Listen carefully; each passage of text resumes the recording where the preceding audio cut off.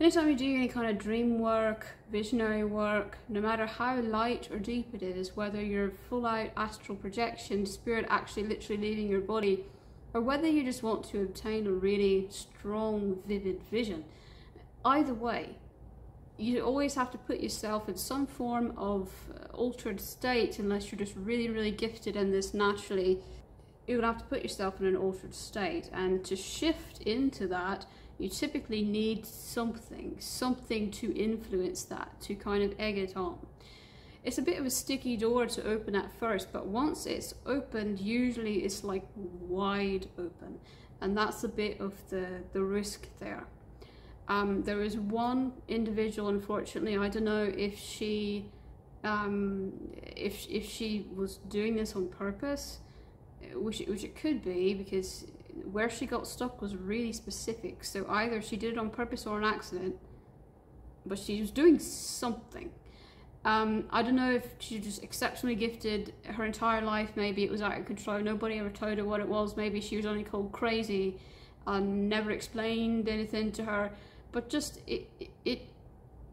either way, she had to have been doing something to get stuck in the very specific spot that she got stuck, you know.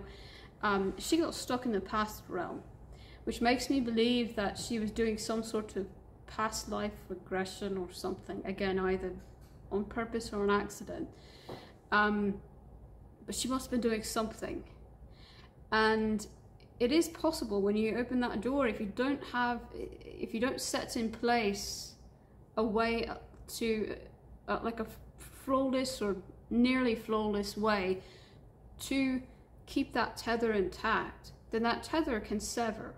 And one of the easiest ways to sever that tether is just to say, whatever signal that you give yourself, when I do these, it's always the very first signal that you get to come back is going to be the rattle. So when you hear the rattle, you know it's time to come back. So even if you do just a few more seconds, I'm not done with the vision, I'm not done. No, because just one, if not just a few times, but even just one time of doing that, and you can get stuck just by ignoring. If you ignore it and say, no, not done yet, not coming back, I'll do it later, even just ignore it for a few seconds, all it takes, and it can sever that tether. And then you're stuck there, like Lydia was. She got stuck in the past realm, literally, basically her entire life, the rest of her life. And she went to live, you know, at an insane asylum, basically, for the remainder of her life, because nobody could snap her out of it. And basically what happened was that her present life, she physically, I mean, she got really stuck. I mean, she literally, physically saw only the past. So she would look at me, and she would not see what I looked like in this life. She would see what I was 200 years ago, in a past life. And she'd look at her room, and everything in her room was not really what it looked like in today's time. It was how her room looked like, again, for example, 200 plus years ago. I mean, she could not physically identify anything in the present day, because everything that she physically saw was from something in the past. Usually it connected somehow with her actual past lives.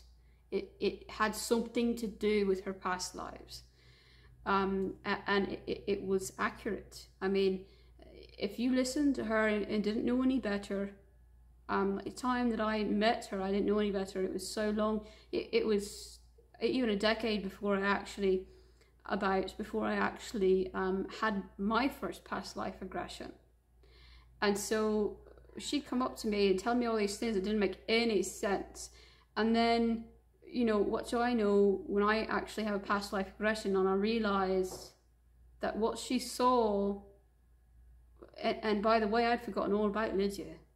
And it took me months after that to sit there and go, somebody tell me this before? Somebody mention this before? And then I thought, oh no, Lydia.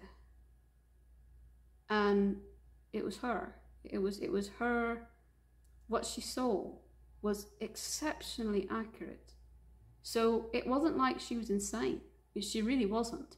Most people, not most, I won't say most, a lot of people that are in insane asylums that have that sort of visionary problem, they're not, you know, just hallucinating.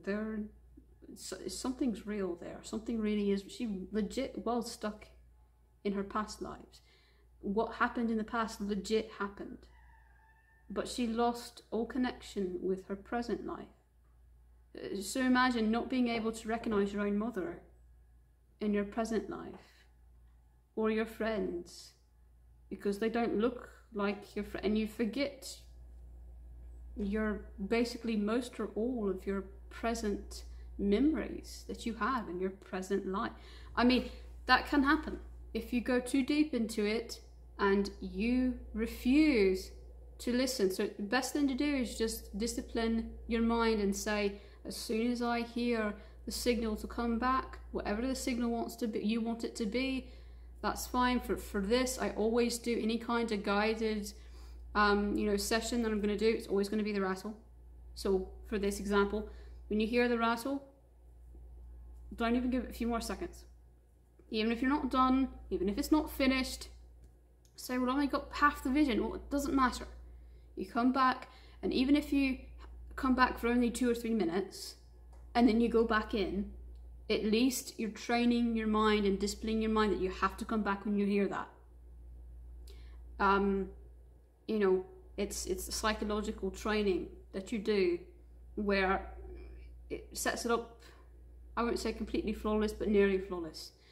That if you don't make any exceptions and you come back, then you at least wake yourself up and get back to the, the current realm, the physical realm. And then, like I said, if you want to go 5 minutes later and finish the vision, that's completely fine, as long as you come back when you hear the rattle. So the way that I set this up, I find it that there is a lack of, if you're trying to do this alone, which I prefer to do stuff like this alone, I can focus better, then you don't have anyone who can play anything for you, who can guide you, and technically, yeah, you could just get yourself a little dizzy, turn off all the lights, nothing's distracting, nothing in the background, and unground yourself enough to where you put yourself into that state. That takes a lot of practice to do that without any help. Usually the door has to be opened at least once before you can do that. But yeah, technically you could do that just in silence, but typically people need something. Now, the reason why I decided to do this is because I found, like I was saying, I found a lack of that. Now, yeah, I mean, there's tons of like meditation tapes and stuff, but they don't give you what you need. They give you, maybe for some people it relaxes them. Honestly, most of those annoy the living fuck out of me. But, they give you something that's not designed for actual magic. It's just a, modern day meditation, light meditation stuff. You can't do light meditation is not going to cut it for this. You have to be a complete altered state of mind. I mean, when people go into this state, they lose track of like where they are in reality. I mean, they a lot of times they'll sit there completely emotionless. I mean, it's the kind of vision where you get a vision and you don't see anything but the vision. I mean, you don't see anything around you. You don't know where you are. I mean, that's what we're trying to achieve. Of course, there's different levels of that. There's different density levels of that. But, it's not just sitting there relaxing. That's what I'm trying to say. And unfortunately, there's not a lot of, I mean, yeah, there's some songs out there that are either pagan influenced or even maybe pagan or Norse songs out there that are really good, but guess what? They're only like 2-3 minutes long. And you have to find a bunch of songs that you can put together that are long enough for the entire thing. For me personally, the songs have to be exceptionally specific to be able to have the right energy, to even have that right vibration of enticing that sort of altered state, that trance-like state. It's very difficult to find songs that you can just download, but they are out there, not long enough. Or, you know, it's ideally if you had that and then a long bout of silence, and then at the end you had something to wake you up. But you know, it's kind of difficult to they're not set up like that. They're not this just a song by itself. It's not a session. And so obviously I can't do the kind of music that is exceptionally compelling to where it'd be difficult to resist. Something that deep is a little too sacred to just, you know, let anyone and everyone know.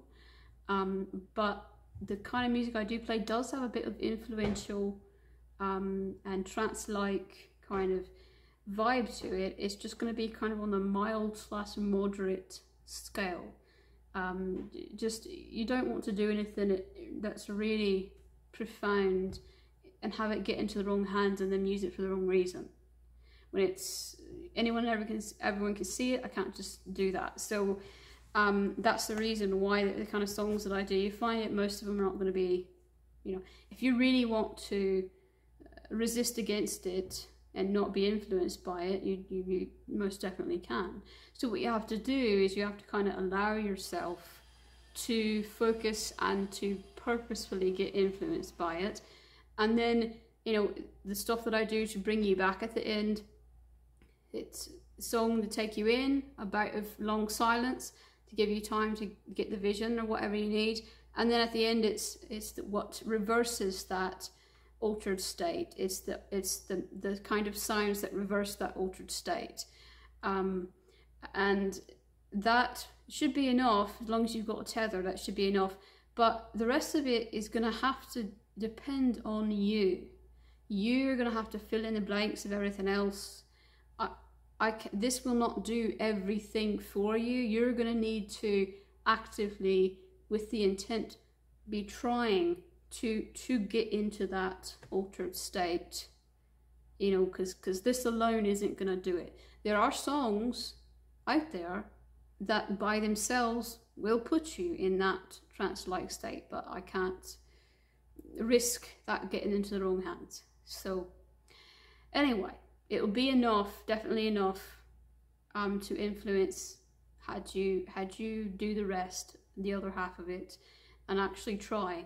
You don't have to try that hard, really. You just have to try. I'm not a musician, and I'm not, you know, completely. What I do is only to the best of my ability, as well. So don't expect something perfect, musically perfect. It's not supposed to be musically perfect. It's only supposed to do the energy, the vibration, the energy of it. That is what it's giving you. This kind of influential, altered state energy. It's not meant to be musically entertaining or whatever. I find the visual stuff very annoying, so I don't ever do any visual stuff. But a lot of people can, you know, do the pendulum thing, the spinny wheel thing. They like that. It annoys the living fuck out of me. Also, people who just continue to talk through the entire session annoys me.